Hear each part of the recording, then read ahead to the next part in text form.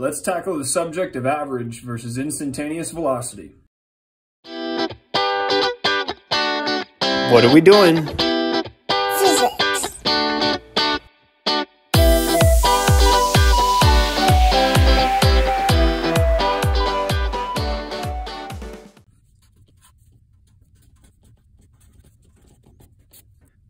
All right, let's start with average velocity. The way we show average velocity is with a V with a bar over it. Anytime we put this bar over a variable, what we're talking about is an average value. So in this case, we're looking at average velocity. We define this mathematically as being a total displacement, x final minus x initial being total displacement, divided by an elapsed time, or change in time. This is how we define average velocity. Let's take a look at an example to see exactly how we can apply this equation to a problem. All right, let's take a look at the situation of a dump truck driving down the road, picking up trash.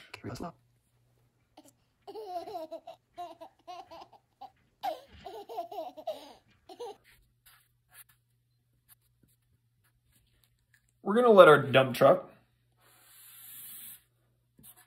travel 300 meters down the road. And it's going to periodically stop to pick up trash. It's going to take this dump truck, let's say 1 minute, to travel all the way down this road. Now, the first thing we can see is the truck is going to have to move forward and then stop, and then move forward and stop, and move forward and stop, all the way down the road. So it's not traveling at the same speed the whole time. It's not traveling at the same, what we'd call instantaneous velocity the whole time. We'll get to instantaneous velocity more later on. Right now, we're just concerned with the average. On average, how fast is this truck moving? So, going back to our equation, average velocity is equal to change in position over change in time.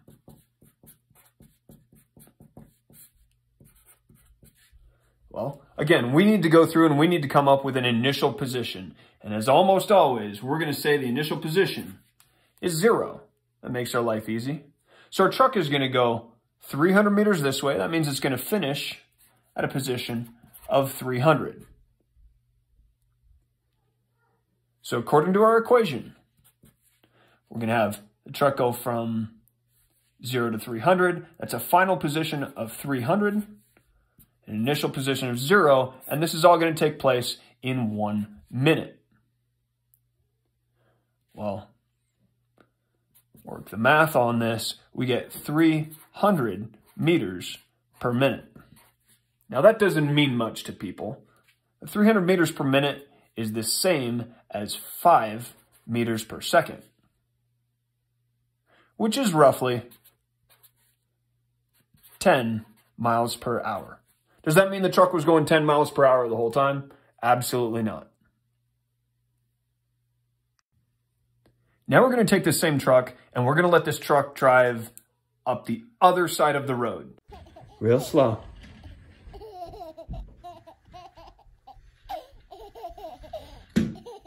So it's going to go from here up the other side of the road, picking up little trash cans all along the way. Well, in this case, again, we're looking for average velocity.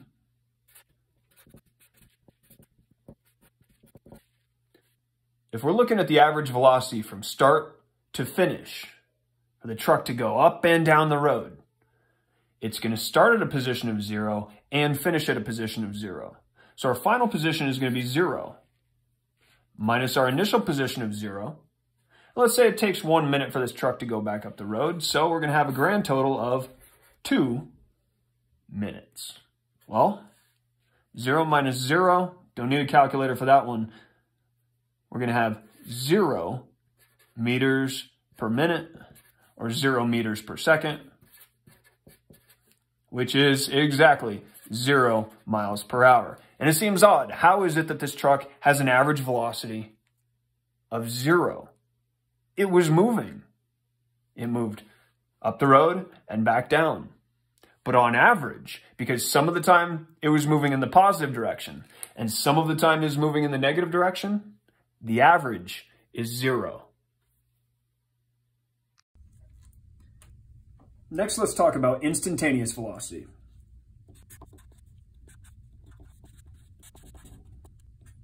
Instantaneous velocity we just show with the letter V. There's no bar above it because this is an instantaneous value, not an average value. Now, if you go looking for the definition of instantaneous velocity in a physics textbook, your average high school physics textbook is going to define instantaneous velocity as the instantaneous rate of change of position with respect to time, which doesn't make sense to most people. And if they put this in terms of math, what you'll see is dx over dt. Now, unless you've taken some calculus, that doesn't make much sense to people. This is how we define it mathematically. But conceptually, to understand instantaneous velocity, we need to take a look at some examples to figure out exactly what's going on with this. So here we have my house. That's all of it. I only have one window. It's very dark. In front of the house is my car in the driveway. So every morning I get up, I've got to make my way from school, or from my house to school. So let's put school over here.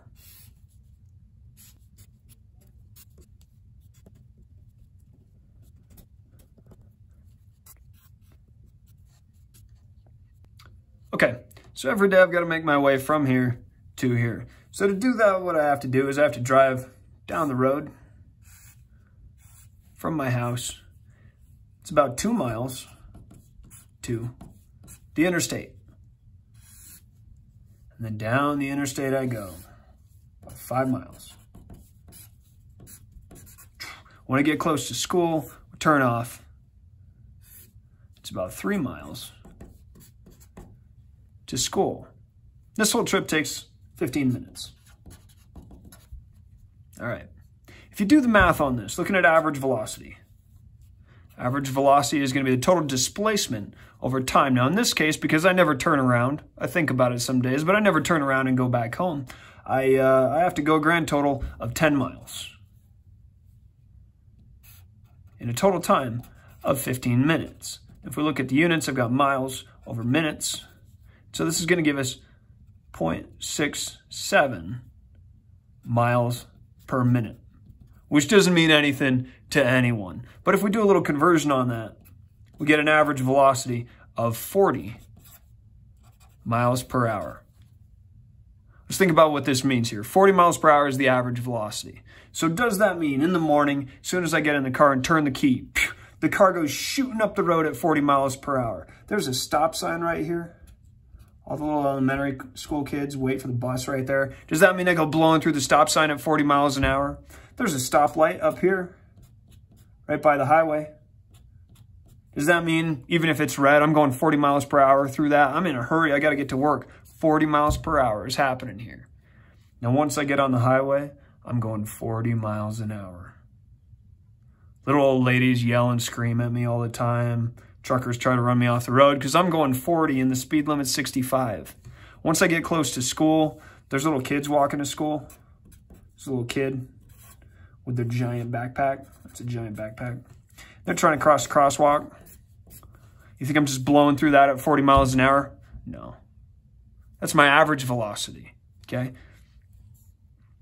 The fact of the matter is, I drive slow down the driveway because there's a big pothole right here at the end of my driveway. I can't go 40 miles an hour over that. Poor little Subaru will fall into pieces. All right, there's a stop sign here. And guess what? I stop at the stop sign so that this little kid right here can get on the bus and go to school and learn. All right, then we go up the street. There's a stoplight here. And when that stoplight is red, I stop. When it's green, I go. When it's yellow, we'll leave that alone, okay? So, down the interstate, I'm not going 40 miles an hour and getting run off the street by little old ladies. No, no, no. Okay, we're going the speed limit. It's 65, so of course I only ever drive 65 miles an hour. But 65 miles an hour down the highway I go. Down the road right here, it's 3 miles to school. If there's children in the crosswalk, I stop at the crosswalk because guess what? If I run over all the kids in the crosswalk, nobody's going to go in school. And if nobody's in school, I'm out of a job. So I definitely stop at that crosswalk, let the kids cross, and then on to school I go when we're ready. Okay? So this 40 miles per hour, it's an average. It is not how fast you're traveling at every instant along the way. Okay, the question often comes up, how is velocity different from speed? The easiest way to illustrate the difference is by looking at average velocity. You can see average velocity is based on a displacement over time. Average speed is similar, but not the same. Average speed is nothing other than the distance traveled over the elapsed time. Remember, displacement and distance are not the same thing. So when we're talking about speed, we're looking at distance. When we're talking about velocity, we're looking at displacement.